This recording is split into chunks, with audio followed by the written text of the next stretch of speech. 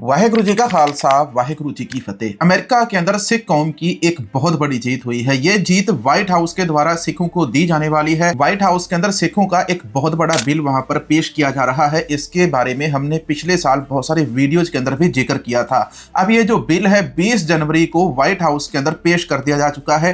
कौन से मंत्री के द्वारा, कौन से एमएलए के द्वारा किया गया है, इस बिल के अंदर क्या कुछ लिखा है, आगे मैं आपको विस्तार से बताऊंगा। क्या सिखों को इंसाफ मिलेगा? साल 1984 के अंदर सिखों का जो कत्लेआम और नरसंहार भारत के अंदर किया गया था, उसके जो दोषी हैं सज्जन कुमार को बरी कर दिया जाता है। इसके अलावा आनंद महिंद्रा के द्वारा श्री दरबार साहिब हरमंदर साहिब की एक तस्वीर को पोस्ट किया गया था। इस तस्वीर को पोस्ट करते उन्होंने दरबार साहिब हरमंदर साहिब के बारे में जो शब्द लिखे वो भी वीडियो के अंत में मैं आपको बताने वाला हूं। श्री दरबार साहिब हरमंदर साहिब के अंदर श्री अकाल तख्त साहिब के अंदर 26 जनवरी को सरबत खालसा होने वाला है। सरबत खालसा के अंदर क्या कुछ होने वाला है ये भी आपको बताएंगे। भाई अमृतपाल सिंह खालसा के ऊपर जो एनएसए लगा है, इस केस के अंदर भी एक नई अपडेट आई है। पंजाब सरकार ने कोर्ट के अंदर क्या कहा, कोर्ट के द्वारा पंजाब सरकार के ऊपर कितना जुर्माना लगाया गया, ये भी आगे चलकर आपको बताते हैं। मैं काली 50 बांध कर ही हर बार वीडियो क्यों बनाता हूं, इसका जवाब भी आगे आपको देंगे। स्टालिन के किसी मंत्री के द्वारा सनातन धर्म के बारे में अपशब्द बोले गए थे। उस मामले के अंदर बीजेपी के एक मंत्री ने उन्हीं के बयान को कोट करते हुए उनसे कुछ सवाल पूछे। बीजेपी के मंत्री के ऊपर पर्चा दर्ज हो गया, एफआईआर है, उसको रद्द कर दिया गया है। इनके बारे में भी आगे चलकर जानकारी देते हैं।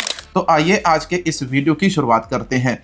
यह बात सच है कि सिखों का खालसा राज आने वाला है। सिखों का राज तभी आएगा जब सारे जो सिख हैं वो मुट्ठीबंद हो गए, एक जगह के ऊपर एक खालसाई निशान साहिब के नीचे इकट्ठे होंगे। खालसाई निशान साहिब के नीचे इकट्ठे होने के लिए सिख कौम की जितनी भी जथेबंदियां हैं, देश में है, विदेश में है, पंजाब में है, हरियाणा में है, मध्य प्रदेश में है, गुजरात में है, मुंबई में है, राजस्थान हो, यूपी हो, उत्तराखंड हो, हर जगह की जितनी भी सिख जथेबंदियां हैं उन सभी की नुमाइंदगी के अंदर 26 जनवरी को श्री अकाल तख्त साहिब के ऊपर एक सरबत खालसा की मीटिंग बुलाई गई है। जो सरबत खालसा इस बार होने वाला है, इस सरबत खालसा के अंदर बहुत सारे बड़े बड़े डिसीजन होने वाले हैं। इसके अंदर दल खालसा के जो भाई परमजीत सिंह है उनके द्वारा यह कहा गया कि इस बार जो सरबत खालसा होगा, इसके अंदर सबसे पहला सवाल ये रखा जाएगा कि पंजाब को आजाद करवाना है या नहीं करवाना, सिखों को अपना घर चाहिए या नहीं चाहिए। जितने भी लीडर हमारी इन बातों से सहमत हैं उन सभी को हम श्री अकाल तख्त साहिब के ऊपर 26 जनवरी को होने वाले सरबत खालसा के अंदर बुलाते हैं। इस सरबत खालसा के अंदर पंजाब के भविष्य के बारे में, सिख धर्म के भविष्य के बारे में और भी बहुत सारे सवाल जवाब होने वाले हैं, जिसके अंदर बंदी सिखों का जो मोर्चा है उस मोर्चे के बारे में भी बातचीत होगी। आखिर बंदी सिख हमारे जो हैं वो कब रिहा होंगे, क्या भारत के अंदर कभी उनको रिहाई मिलेगी भी या नहीं मिलेगी। इसके अलावा बेअदबी के ऊपर कानून बनाने को लेकर, पंजाब के पानी का मसला लेकर, पंजाब के अंदर पंजाबी भाषा को लेकर, इन सारी बातों को लेकर सरबत खालसा की जो मीटिंग होने वाली है, एक ही निशान साहिब के नीचे सारे सिख कौम को इकट्ठे होना होगा और उसकी अगुवाई निशान साहिब के नीचे ही होगी। भाई परमजीत सिंह का जो वीडियो है मैं आपको यहाँ पर उनका वीडियो सुनाता हूँ। जथेबंदियां पंथ ते पंजाब दी चढ़दी कला मंगदी ने, पंजाब दी आजादी दे नाल सहमत ने, घट्टो घट ਉਹ ਜ਼ਰੂਰੀਅਤ ਦੇ ਵਿੱਚ ਪਹੁੰਚਣ। ਹਾਂ ਕਿਸੇ ਨੂੰ ਲੱਗਦਾ ਹੈ ਵੀ ਨਹੀਂ ਮੈਨੂੰ ਜੀ ਆਜ਼ਾਦੀ ਨਹੀਂ ਚਾਹੀਦੀ, ਪੰਜਾਬ ਆਜ਼ਾਦ ਨਹੀਂ ਹੋਣਾ ਚਾਹੀਦਾ, ਉਹ ਆਪਣੇ ਆਪ ਨੂੰ ਬੇਸ਼ੱਕ ਇੱਕ ਪਾਸੇ ਰੱਖ ਸਕਦਾ। ਅਸੀਂ ਕੋਈ ਇਹ ਆਸ ਨਹੀਂ ਲਾਈ ਵੀ ਉਦੋਂ ਪਤਾ ਨਹੀਂ ਕਿੰਨੇ ਕੁ ਲੱਖਾਂ ਦਾ ਜਾਂ ਕਿੰਨੇ ਹਜ਼ਾਰਾਂ ਦਾ ਇਕੱਠ ਕਰਕੇ ਤੇ ਉੱਤੇ ਪਤਾ ਨਹੀਂ ਕੀ ਕਰ ਦਾਂਗੇ।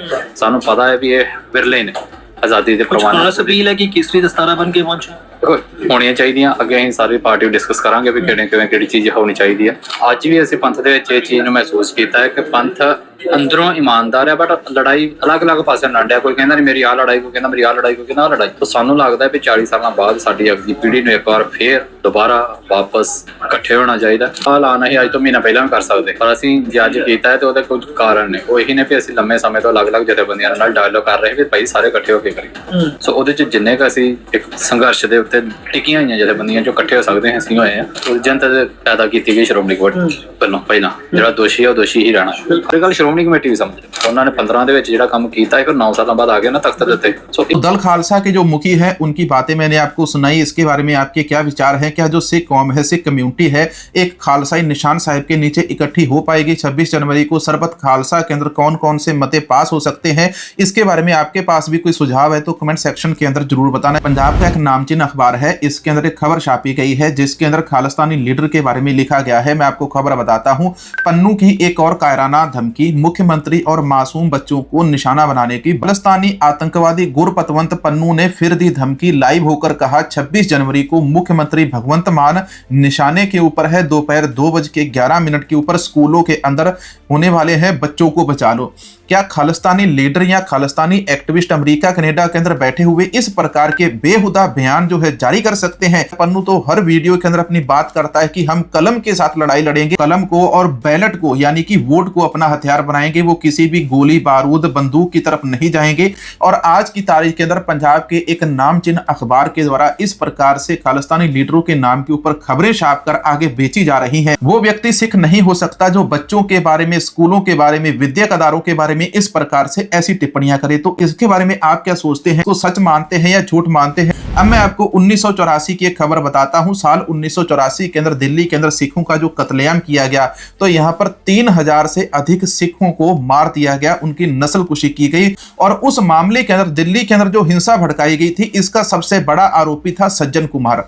और सज्जन कुमार को आज की तारीख के अंदर कोर्ट से बरी कर दिया जाता है। इसके बारे में एक पीड़ित परिवार कहता है कि इस नस्लकुशी के अंदर सिखों का जो कत्लेआम दिल्ली के अंदर किया गया, तो उसके अंदर उन्होंने अपने परिवार के 10 मेंबर खो दिए। सज्जन कुमार दोषी है, इसने सिखों का कत्लेआम करवाया है, हम सुप्रीम कोर्ट का दरवाजा खड़काएंगे। ऐसा ही एक और बयान आता है, भारत देश हमको हमारे जो कत्लेआम हुआ था साल 1984 का, उसका इंसाफ देने के अंदर हमको नाकामयाब रहा है। देश ने हमारे जख्मों को कुरेद कुरेद कर हमको एहसास करवा दिया कि हम इस देश के अंदर गुलाम हैं। सज्जन कुमार को बरी करने के बारे में अदालत के फैसले की वह निंदा करते हैं सुखविंदर सिंह, सिख नस्लकुशी के पीड़ित जो आरोपी थे। 35-35, 40-40 सालों बाद अदालत के द्वारा इनको बरी कर दिया जाता है। अब मामला सुप्रीम कोर्ट चले जाएगा, वहां पर भी 10-15 साल ऐसे ही चलता बनेगा और जो पीड़ित हैं उनको न्याय नहीं मिलेगा। और जो जुर्म करने वाले हैं, जो सिखों का कत्लेआम करवाने वाले लोग हैं, वो इस दुनिया से सिधार जाएंगे। तो सिखों को इंसाफ कब मिलेगा? इसी के बारे में कहते हैं कि भारत देश के अंदर हमारे जख्मों को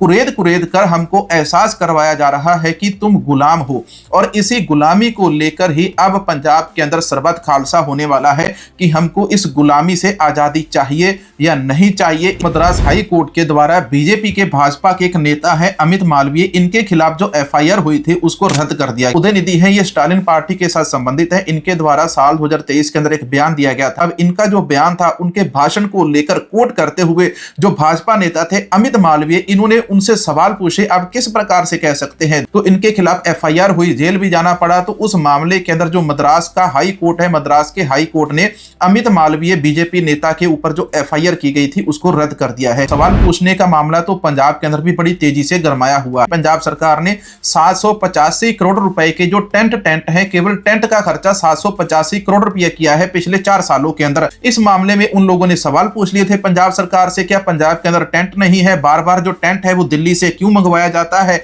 ये सवाल पूछ लिया था। तो इस सवाल के पूछने के कारण के चैनल और पेज सारा कुछ उड़ा दिया। एनएसए वाले मामले के अंदर अमृतपाल सिंह खालसा वाले केस के अंदर हाई कोर्ट के अंदर पिछले दिनों सुनवाई हुई। इसके अंदर हाई कोर्ट ने पंजाब सरकार से पूछा कि आप बताइए, इनको इनकी जो एनएसए है वो क्यों बढ़ा रहे हो, आप हटा क्यों नहीं रहे? तो वहां पर पंजाब सरकार के वकील ने कहा कि पंजाब की सरकार को खतरा है कि अमृतपाल सिंह खालसा अपने साथ बंदूकधारी लोगों को तैयार कर रहा था, जिस कारण पंजाब के अंदर जो शांति है वो भंग हो सकती है, इसलिए हम एनएसए इनके ऊपर से नहीं हटाएंगे। अमेरिका वाली खुशी की खबर बताते हैं।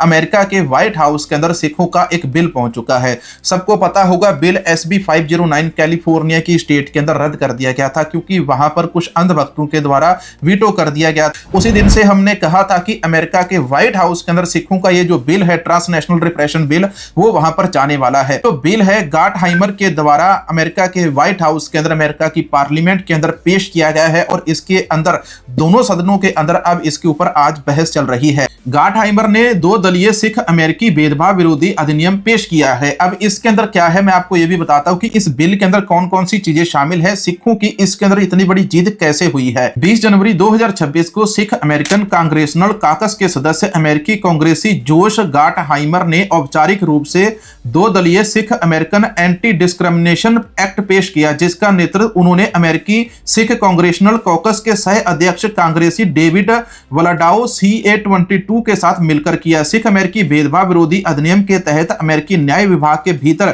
सिख विरोधी भेदभाव के ऊपर एक कार्यबल की स्थापना की जाएगी। सिख विरोधी घृणा की एक औपचारिक संघीय परिभाषा तैयार करना, विद्यालयों, कानून प्रवर्तन एजेंसियों और उच्च शिक्षा संस्थानों के लिए सिख विरोधी भेदभाव के ऊपर एक शैक्षिक कार्यक्रम विकसित करना। सिख अमेरिकियों को निशाना बनाकर किए जाने वाले घृणा अपराधों और भेदभावों को कांग्रेस को वार्षिक रिपोर्ट जारी करना पड़ेगा। रोकथाम और परिवर्तन प्रयासों को सूचित करने के लिए सिख समुदायों और वकालत संगठनों के साथ सीधे तौर के ऊपर जुड़ना। इसके अलावा उन्होंने कहा कि यह कानून देश भर में सिख विरोधी नफरत और भेदभाव में लगातार हो रही वृद्धि के बीच आया है। सिख अमेरिका में तीसरा सबसे अधिक लक्षित धार्मिक समूह बने हुए हैं। अकेले पिछले साल ही उनके ऊपर 150 से अधिक हमले दर्ज किए गए हैं। न्यू जर्सी में लगभग 1 लाख सिख निवासी रहते हैं, जो देश में सबसे बड़ी आबादी में से एक है। अमेरिका के व्हाइट हाउस के अंदर जो सिखों का बिल पहुंचा है, इस बिल के कारण सिखों की अमेरिका के अंदर एक बहुत बड़ी जीत हुई है और उनको सल्यूट है कि उनके कामों के कारण ही आज अमेरिका के व्हाइट हाउस के अंदर